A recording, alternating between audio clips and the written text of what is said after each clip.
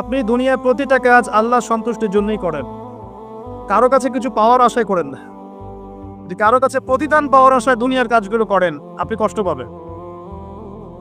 কারো কাছে আশা করেন না, আল্লাহর কাছে আশা করেন প্রতিদান, আপনি কষ্ট পাবেন না ইনশাআল্লাহ। কারণ আল্লাহ ছাড়া প্রকৃত অর্থে আমাদের আপন বলে কেউ নাই। শুধুমাত্র আল্লাহই আপনার আপন, বাকিরা আপনার প্রয়োজন। মানুষ মানুষকে ভালোবাসতে পারে না, মানুষ মানুষের অবস্থানকে ভালোবাসে। এটা আপনারা হারে হারে ফিল করবেন যত দিন যাবে দেখবেন এটা আখিরুজ জামান। এটা আখিরুজ জামান, শেষ জামানে চলছে। এখন ফিতনাগুলো এমন ভাবে পড়তে থাকবে যেন একটা মালা ছিঁড়ে দিলে পুঁথিগুলো যেমন টপ করে পড়ে যায়, এইভাবে ফিতনাগুলো আসতে থাকবে।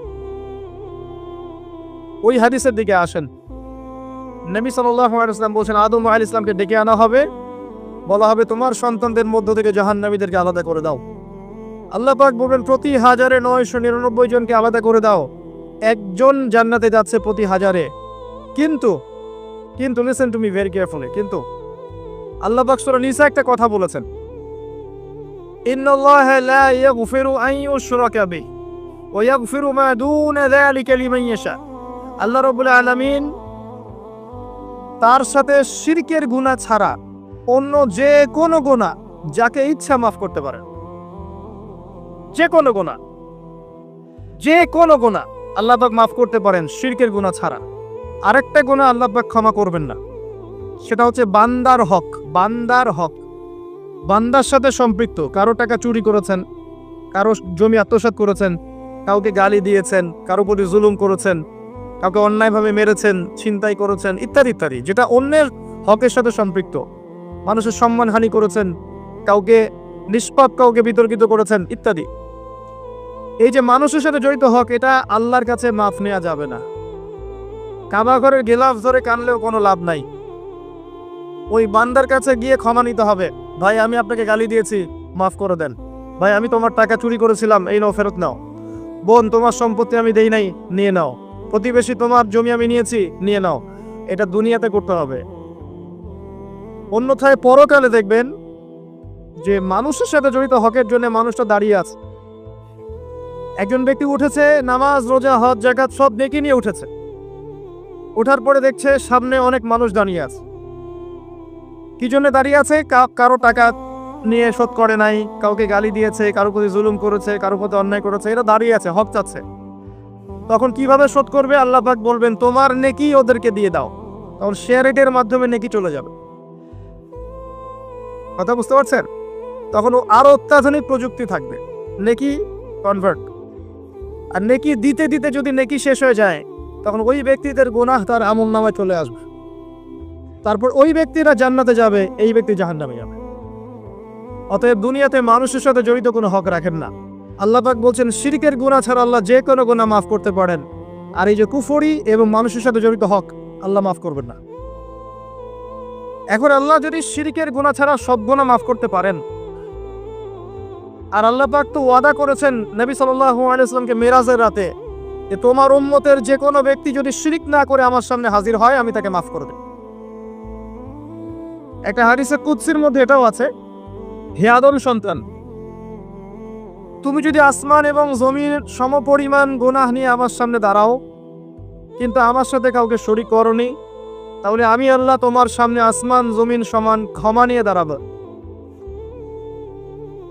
আবার নবী সাল্লাল্লাহু আলাইহি ওয়াসাল্লাম সুপারিশ করবেন, যার অন্তরে এক জাররা পরিমাণ ঈমান থাকবে, তারা জান্নাতে যাবে। তাহলে কি কারণে 1999 জন মানুষ জাহান্নামে যাবে? উত্তরটা দেন দেখি। তাদের আমলনামায় কিসের পথ থাকতে পারে? কিসের? এটা বোঝার জন্য কি পিএইচডি করার দরকার আছে? কিছু মানুষ বলছে কবরে সেজদা করা যায়, কবরে শায়িত ব্যক্তি আল্লাহর কাছে সুপারিশ করবে। কিছু মানুষ বলছে আল্লাহ ছাড়া অন্য কারো কাছে দোয়া করা যায়, তিনি অনেক বুজুর্গ ব্যক্তি ছিলেন, আমার দোয়া পৌঁছে দিবেন আল্লাহ পর্যন্ত। কিছু মানুষ বলছে আল্লাহ ছাড়া অন্য কারো নামে নজর করা যায়, জবাই করা যায়, কসম করা যায়, ইত্যাদি ইত্যাদি। আর কিছু মানুষ আল্লাহর হালালকে হারাম করছে, আল্লাহর হারামকে হালাল করছে। কিছু মানুষ তাকদীরকে অস্বীকার করছে, ভাগ্যকে অস্বীকার করছে। কিছু মানুষ দুনিয়া নিয়ে এতই ব্যস্ত হয়ে আছে, দিনের যাররা পরিমাণ ফিকির নাই।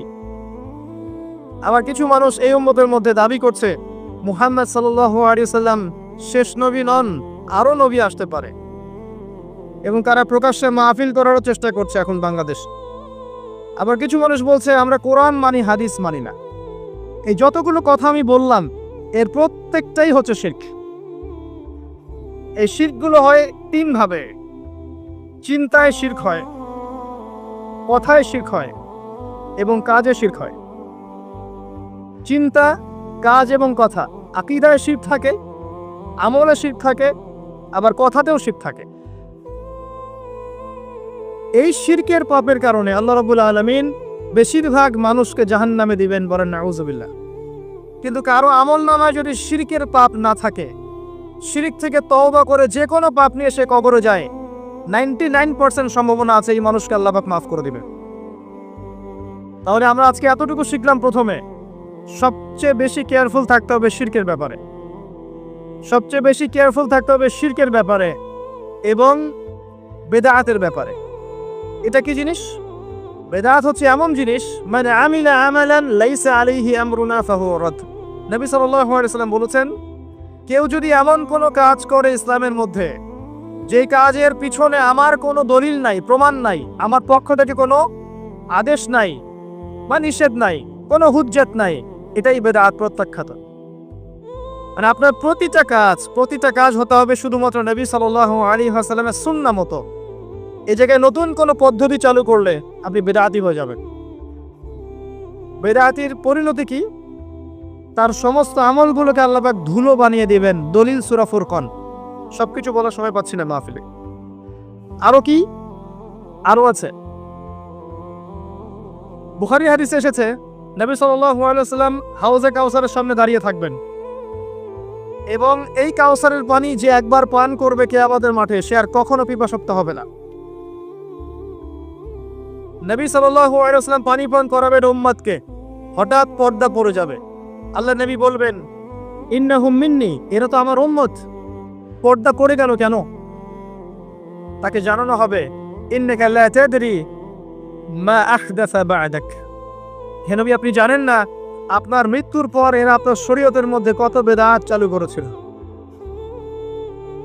তো বেদাতীদের সম্পর্কে নবী সাল্লাল্লাহু আলাইহি ওয়াসাল্লাম বলবেন, সুহকান সুহকান লিমান গায়্যারা বা'দি, দূর হও যারা আমার দ্বীনের মধ্যে সংযোজন করেছে, দূর হয়ে যাও।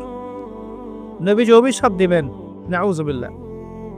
আরেকটা মারাত্মক বিষয় হচ্ছে, বেদাত করতে থাকলে মানুষ তওবা করে না। একজন চোর তওবা করতে পারে, সে জানে এটা খারাপ কাজ। একজন জেনাকারী তওবা করতে পারে, সে জানে এটা খারাপ। কিন্তু যে ব্যক্তি ইসলামের কাজ করছে ভালো মনে করে, সে মনে করছে এগুলো কল্যাণের কাজ, ভালো কাজ, সে কখনো তওবা করতে চাইবে না। এই কারণে বেদাতি শেষ পর্যন্ত তওবা করে না। অতএব শিরক আর বেদাতের এই পাপ থেকে দূরে থাকেন। এরপরে আমি সামনে যাই। আরেকটা মেজর জিনিস থেকে আমাদেরকে বেঁচে থাকতে হবে, সেটা হলো হারাম রিজিক। আজকে আমাদের রিজিকের যে সিস্টেমটা আছে, এর মধ্যে বেশিরভাগ পরিবারে হারাম রিজিক ঢুকে গেছে, বলে নাউযুবিল্লাহ। কেউ সরাসরি হারাম, কেউ ঘুরিয়ে ফিরিয়ে হারাম,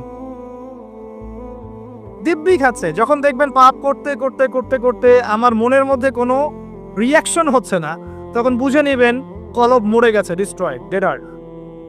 হ্যাঁ, একজন মুমিনের পরিচয় হচ্ছে ছোট ছোট পাপ তার কাছে পাহাড়ের মতো মনে হবে, আর একজন ফাসিকের পরিচয় হচ্ছে বড় বড় পাপ তার কাছে মাছির মতো মনে হয়, তাড়ালেই চলে যায়।